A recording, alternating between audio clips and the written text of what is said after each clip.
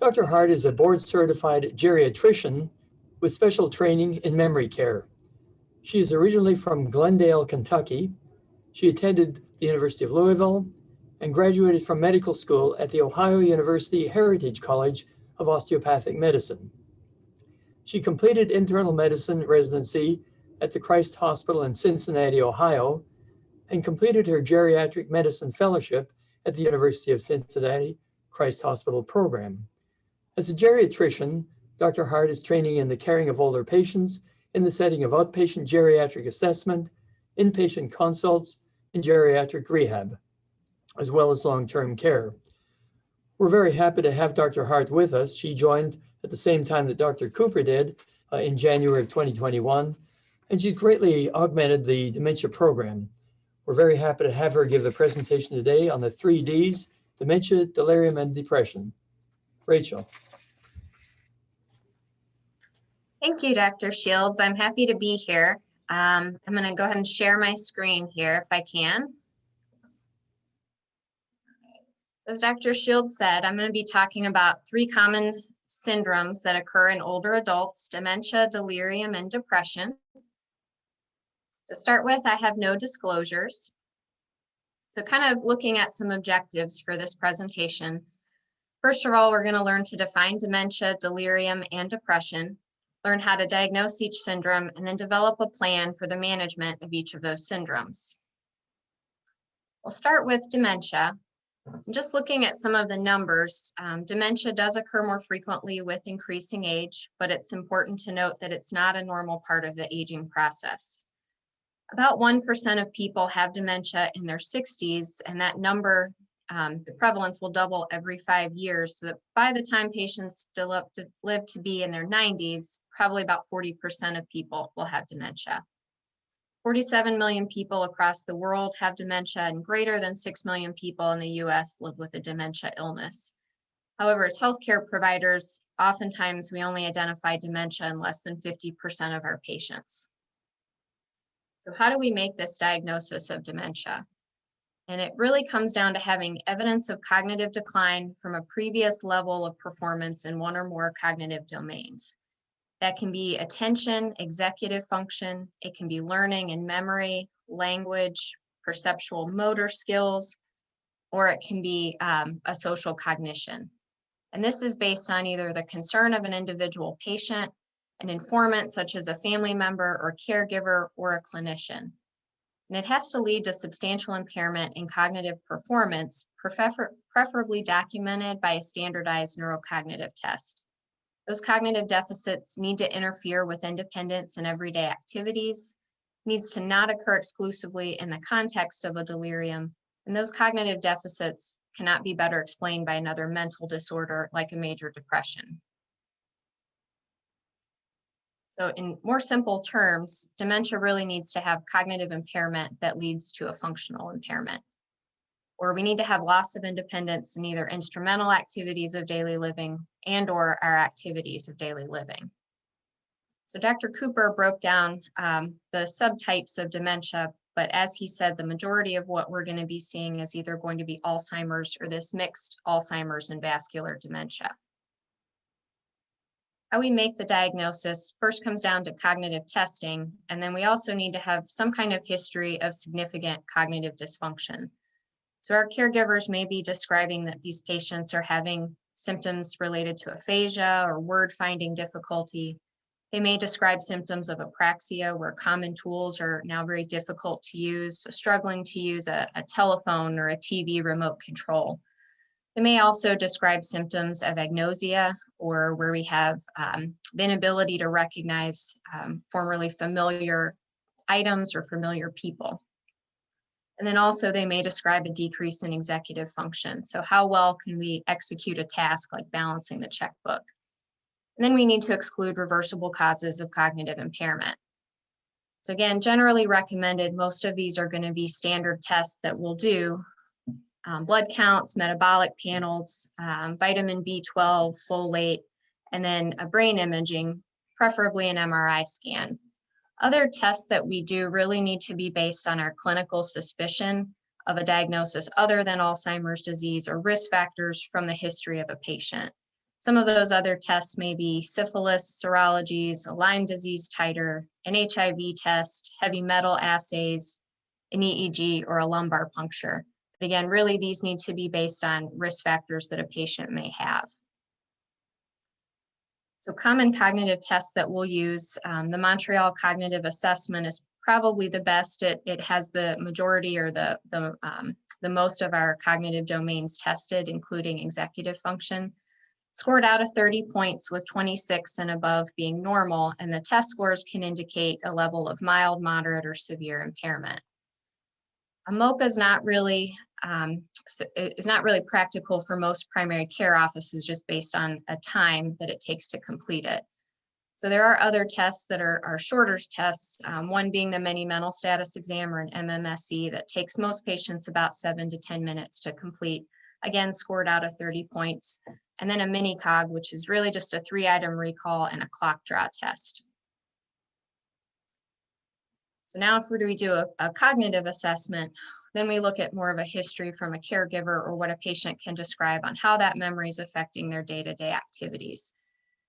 Instrumental activities of daily living are really those tasks that require multiple complex tasks. And those are things like working at an occupation, shopping, cooking, finances, dispensing medicines, driving a car, and maintaining a home.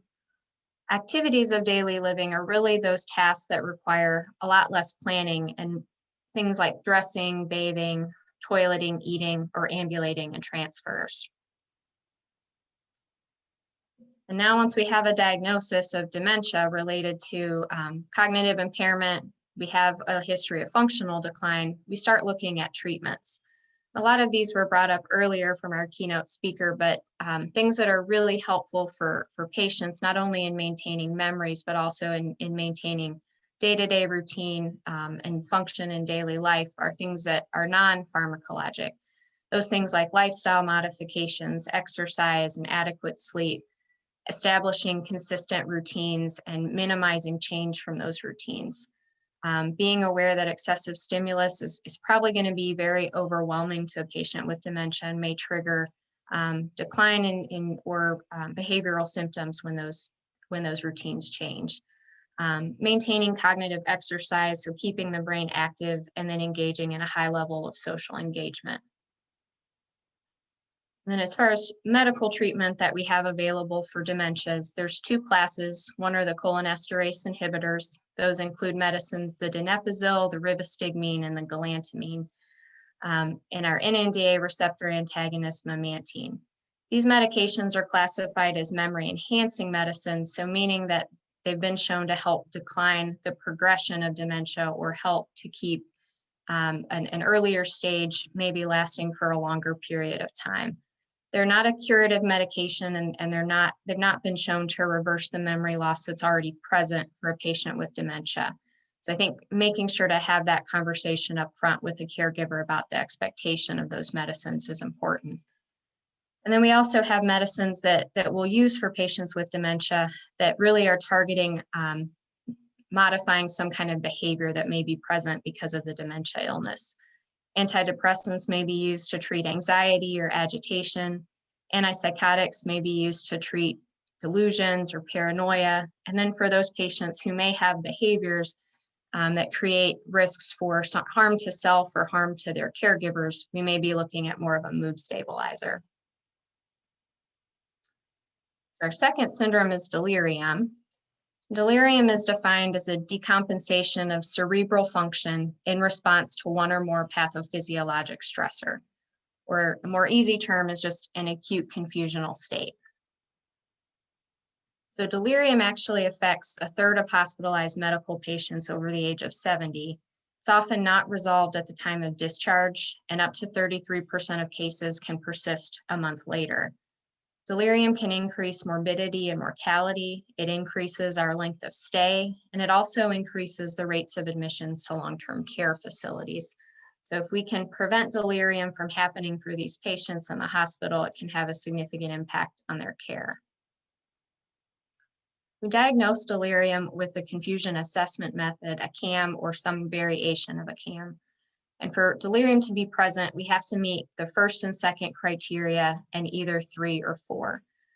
The first criteria is an acute onset of a mental status change or some type of fluctuating course. So meaning in the morning when the nurse assesses a patient for the first time versus when the physician rounds a couple hours later, their mental status can be different at those two times. They need to show some evidence of being inattentive, and they need to have either disorganized thinking, which may be related to being able to describe something that sounds like delusions or hallucinations, or they need to have an altered level of consciousness. There are three subtypes of delirium. The first most of us are probably more familiar with is the hyperactive delirium. Those are the patients that generally seem very restless and agitated. They may be the ones that we're getting a phone call about late at night because it's 11 o'clock and they're trying to get home and security's called because they won't get back into bed.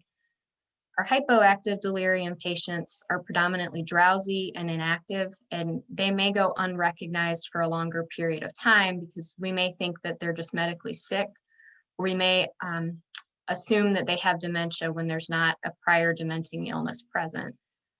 So hypoactive delirium can be more dangerous in that sense if it goes unrecognized.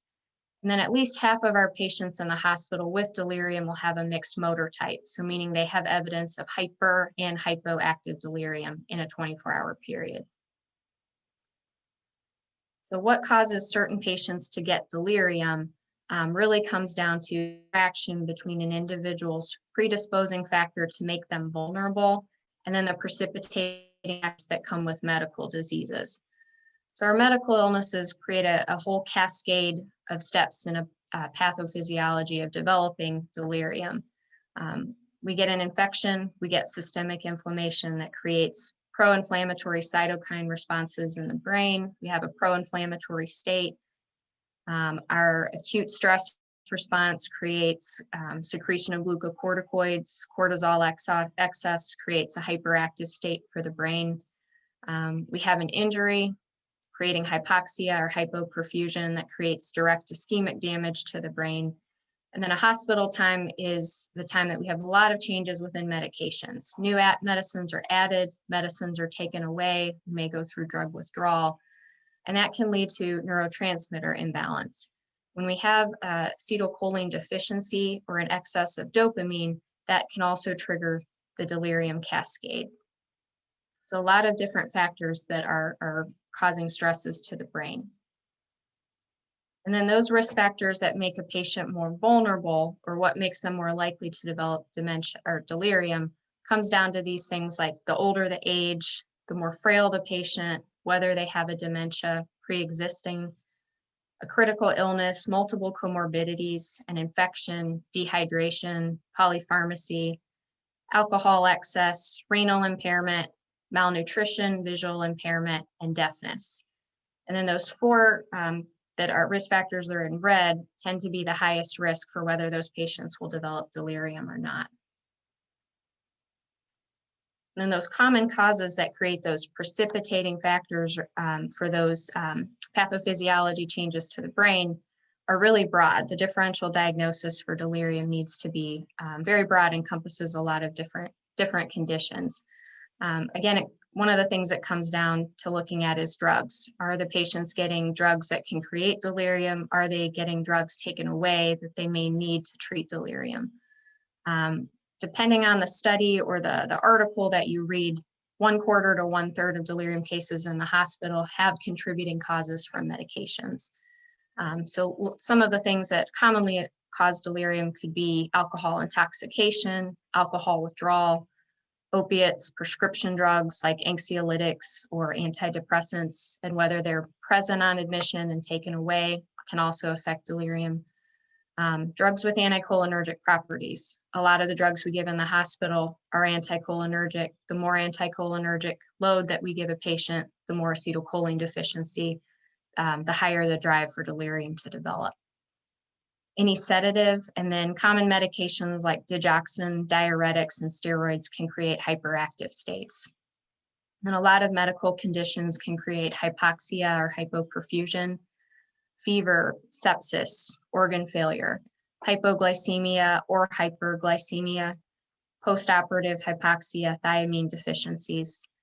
And then any neurologic condition creates a direct injury to the brain, can also increase risk for delirium. And those include things like seizures, head injuries, strokes, infections like encephalitis or cerebral hemorrhage. And then there's another set of risk factors that kind of gets lumped together into this other category. And those can come down to things like whether a patient's basic daily needs are being met. So things like constipation, urine retention, dehydration, pain management. Patients who have delirium may not be able to describe what they need or what they're feeling, and maybe maintaining some of those daily body functions are going to be more helpful at treating that delirium. And then we also look at, a lot of the patients who get delirium are older adults. What happens to that 80-year-old woman who's in the hospital for a surgery? Well, her glasses got lost somewhere between the PACU and her room. Her daughter took her hearing aids home to keep them from getting lost. But in the following morning, transport's coming to get her moved into a bed to take her for a chest x-ray. Well, she can't see or hear these two men coming to get her, but she can feel them grabbing her arms and trying to move her into a bed in a hospital gown and feeling like she's naked. She's going to respond in fear. She's going to push them away. And that may be more of a delirium state just because she can't understand or communicate what's going on around her. And a lot of the treatments that we have for delirium can be considered in this non-pharmacologic class. And a lot of times these may be initially recognized by our nurses, but patients in the hospital, are they sleeping? Could sleep deprivation be contributing to delirium? Immobility increases risk for delirium. So can we get them out of bed, even to the bedside chair to eat 3 meals a day? Are the patients dehydrated? Do we need to get them IV fluids? Do we need to get a diet restarted because it hasn't been restarted yet? Do they have visual aids or hearing aids available so that they can communicate with those around them? Those patients who already have dementia prior to a hospital stay, again, higher risk for developing delirium. What kinds of things could be helpful for keeping them oriented in the hospital? Whiteboards with the dates or their location, a family member's phone number, presence of a family member there to help reorient or redirect them can be specifically helpful. And then what kinds of things, body fluid eliminations, very important. Are we maintaining bowel and bladder patterns for a patient in the hospital? And then also delirium education. It can be very scary for a family member to experience a loved one with delirium, and it may make them more anxious on taking them home on whether these changes will be permanent or whether they can provide care for them. And then for pharmacologic treatment for delirium, the treatment for delirium really should start with continuing or starting prevention protocols, some of those non-pharmacologic treatments listed on the prior slide, but also addressing possible causes. So looking through a differential, reviewing medications, and then adding an antipsychotic agent only when a patient is at risk for harming themselves or harming other people who are trying to provide care for them. Medication contributors to delirium. Again, if you think about a quarter to a third of medication problems being a contributing factor to delirium, a lot of those things are going to be medication withdrawal. We often think about medicines we shouldn't give patients, but if over-medicated patients tend to be sedated or hypoactive. Patients who are hyperactive may actually be experiencing a drug withdrawal. An antidepressant or an anxiolytic, 36 hours to 48 hours for a lot of people, it's going to be when you're starting to see some withdrawal and they may be more hyperactive. Again, how much of an anticholinergic burden are we adding to a patient? Can we take some of those medicines away? Appropriately treating pain, looking at other medications that may affect or alter the central nervous system and modifying those when able. Controlling glucose, electrolyte, and metabolic disturbances being controlled and evaluated, and then also making sure patients are on appropriate bowel and bladder regimens. And common medications that cause withdrawal are medicines that we may identify that are not the best medications or the safest medication for an older adult in the hospital. We can't necessarily think about stopping these medications suddenly because they generally create a withdrawal effect. So maybe more appropriately looking at, okay, we recognize these medicines are not safe or not the best use for a patient, but maybe decreasing the dose to start with instead of just stopping them suddenly. And those classes are benzodiazepines, gabapentin, pregabalin, selective serotonin reuptake inhibitors, serotonin norepinephrine reuptake inhibitors, baclofen, and barbiturates. Then avoiding anticholinergic medications when possible.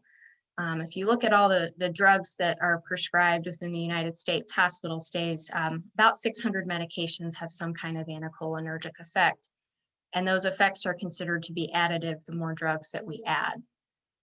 So here's some common medications that we may not recognize as having a high anticholinergic side effect, but we may often use in the hospital. Muscle relaxers, antihistamines like Benadryl and hydroxyzine, antiemetics like Phenergan and Compazine, a lot of our antipsychotics, and then a lot of the medicines that we use for GI and GU disturbances. So suppositories that include atropine and belladonna, dicyclamine or bentyl, and then all of the urinary anticholinergic medications like oxybutynin will have a high anticholinergic side effect. So looking at these, considering if we have a patient on an anticholinergic, is there an alternative drug we could use? Then for those patients who do pose a harm for, or pose a risk for harm to themselves or to those people providing care for them, that's when we look at medications that are more of a sedative quality and generally an antipsychotic class. Haloperidol has been the most studied antipsychotic, and it also has the lowest anticholinergic effect, but it also is given in multiple settings. So it's oral, it's IV, it's IM. For a patient who's acutely delirious and won't take oral medications, the only way you may be able to get something in is maybe an IM Haldol. And then recognizing an older adult who has delirium is going to need a lower dose of an antipsychotic than those who are hospitalized for an acute psychosis or maybe an acute schizophrenic episode. So these patients are probably not going to need, a slug of 5 milligrams of Haldol, because an older patient may end up sleeping with that for a day or two. But then looking at maybe a loading dose of maybe 0.5 to a milligram of Haldol, and then adding on if that's not a high enough dose for them. Things to think about with haloperidol, or to kind of use as a cautionary, is that it does create extrapyramidal symptoms. So it should not be used in our Parkinson's patients or our patients who have a Parkinson's plus syndrome. And those are ones that we would look for more of an alternative like quetiapine. There's also a lot of atypical antipsychotic options. Most commonly, we'll use things like quetiapine, risperidone, olanzapine, ziprasidone, aripiprazole have commonly been studied. And again, looking at doses that we're going to be giving these patients, again, starting with lower doses than those that we would treat for an acute psychotics feature. And then the other thing to use in caution with haloperidol is the QTC. So haloperidol is notorious for prolonging the QTC and increasing risk for torsades. So other options in that case, valproic acid has been studied, generally takes longer to reach an effect. And a lot of patients, you won't see the delirium, the hyperactive delirium symptoms improve until about day 3. Aripiprazole does not have a warning for an increased risk for torsades, but it's not a great option for an as-needed medication just because of the way that it's dosed. And quetiapine has a risk for torsades listed usually as a conditional risk on most of our pharmaceutical medication lists. So lower doses, 12.5 to 25, probably still safe for a QTC up to about 500. And then thinking about managing delirium, just as a reminder, best case, try to prevent it. But if it happens, the management can't just be treating the infection, but we also have to make sure they're hydrated, they're sleeping, we're maintaining mobility, giving them appropriate medications, appropriate nutrition, treating constipation and urine retention, and then also treating pain. Then our last syndrome is depression. So depression really means that we have to have symptoms of either a depressed mood or anhedonia for the last 2 weeks. We also have to have a cluster of 5 or more of the following symptoms present for those 2 weeks. Sleep disturbance, a loss of interest, a sense of guilt, low energy, poor concentration, which for older adults may be described as forgetfulness, appetite changes, either a loss of appetite or an increased appetite, psychomotor changes, which could be a slowing or a more agitated state, and then suicide or thoughts of death. So depression is pretty common for our older adult population. Up to 20% of patients living in the community, 37% of patients in a primary care setting, and 50% of elders in a long-term care setting will describe depressive symptoms. Depression is associated with increased mortality and morbidity rates, and untreated, it results in increased substance abuse, slowed recovery from medical illnesses, increased risks for malnutrition and social isolation. The other thing to remember is that our older adult population does have the highest risk of success with a suicide attempt of any of our age group. And specifically, older adult males over the age of 85 have the highest risk of suicide success. And that tops out at 21 suicides per 100,000 people. And we generally diagnose depression based on standardized depression screens, the most common being the PHQ-9. And the PHQ-9 has those 9 symptoms that were listed on that previous slide with the DSM criteria. And patients rank how often they experience those symptoms. Several days, more than half the days, nearly every day, or not at all. And why we use the PHQ-9 is that score helps guide treatment and helps us to monitor for an improvement with treatment. So if we have a patient that scores a PHQ-9 score of 18, we recognize that they have moderately severe depression. We start them on Zoloft. 4 to 6 weeks later for a follow-up, we get their PHQ-9 score to an 8. We're doing good with that medication, and we're going to continue and reevaluate later on that medicine. That same patient scores an 18. We start them on Zoloft. 4 to 6 weeks later, their PHQ-9 score is only a 14. We're going to look at, are we doing the right thing with this medication? Do we have enough of an improvement that we can increase the dose, or do we need to change an antidepressant? Another screen that we'll use for older patients may be something called the Geriatric Depression Scale, or the GDS. These symptoms, or these scales, are more helpful sometimes for patients with dementia. They're based on questions that are started with how do you feel type questions, and the answers are really only yes or no. So the patient doesn't have to look at the timing or the frequency of symptoms. There's 15 questions on the GDS screen. Less than 4 indicates an absence of significant depression, and greater than 7 indicates a probable depression that likely needs treatment. And so just an example of a GDS, again, yes or no questions. And the questions are often phrased as things like, do you often get bored? Do you feel that your life is empty? Do you feel that your situation is hopeful or hopeless? Do you feel full of energy? And then as far as treatment for depression, starting off with non-pharmacologic treatments, social interaction and socialization can play a huge part in helping patients who have depression. Psychotherapy options, cognitive behavioral therapy is first line, but we also may use things like interpersonal or group therapy and supportive therapy.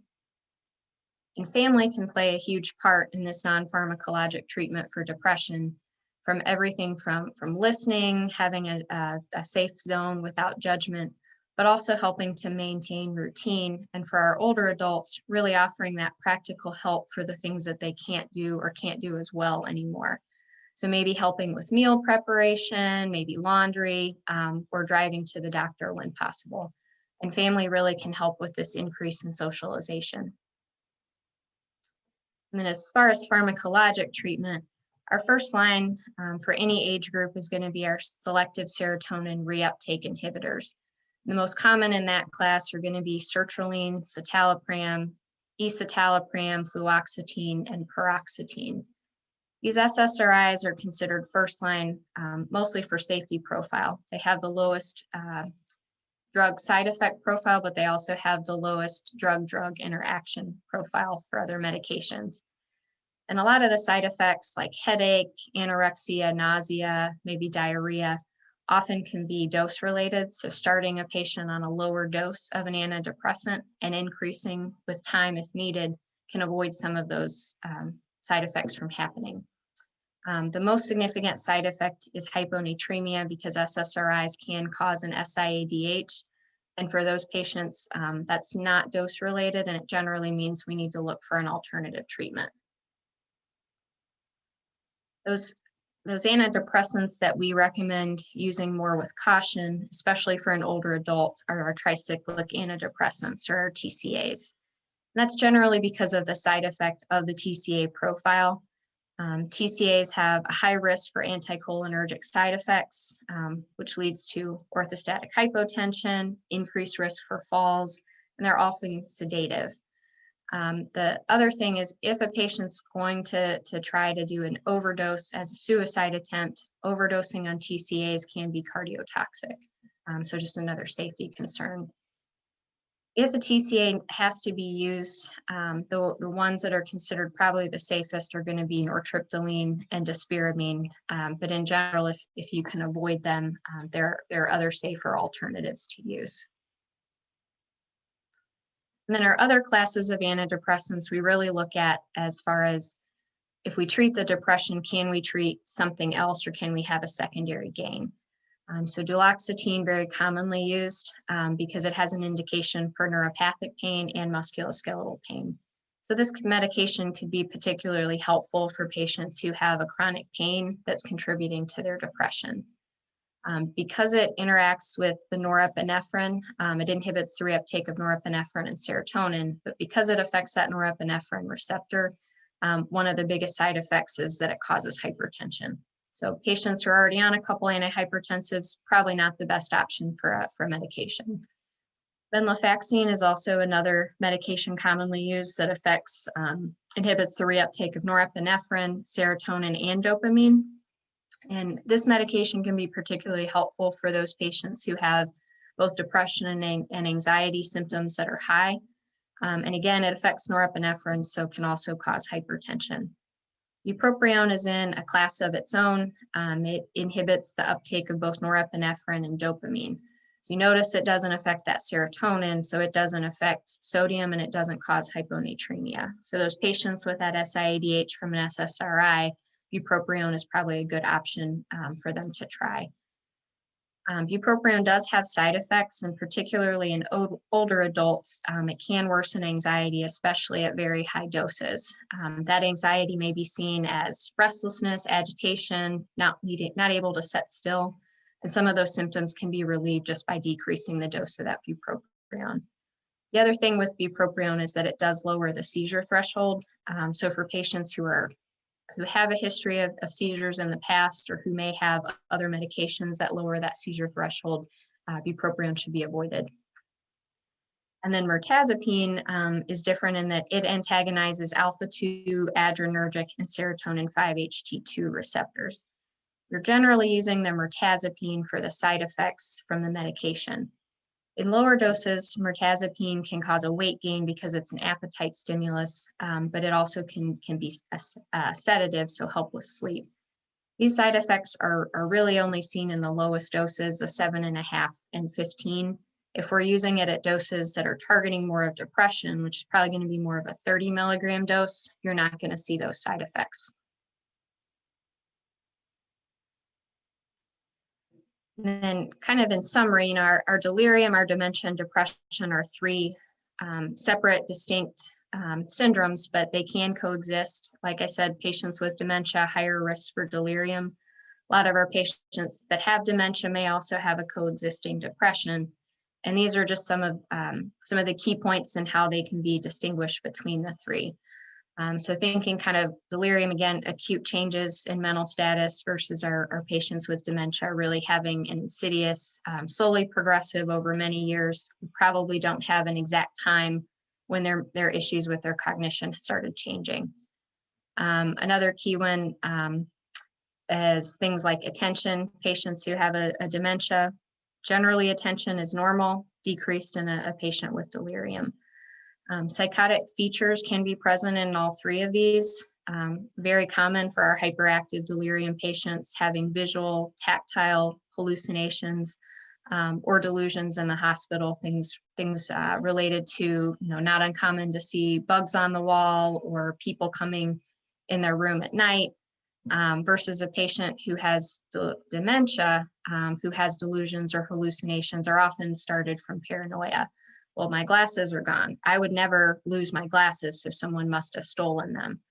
And then depression coming with hallucinations is really pretty rare. And then just some summary take-home points. The diagnosis of dementia really needs to come down to there's cognitive impairment present, but it also needs to be associated with some kind of functional decline or some kind of decline in our day-to-day activity. Delirium affects up to a third of our hospitalized patients over the age of 70, but the best treatment for delirium really comes down to prevention. It's a lot easier to prevent it from happening than to manage or treat it once it is present. And then a screening tool like PHQ-9 should be used to diagnose depression, but it also should be used to monitor for a treatment response or to guide our therapy. And then to remember that SSRIs are the first line treatment in any age group. So that is the end of my presentation. Thank you all for listening, and we'll see you soon for our panel.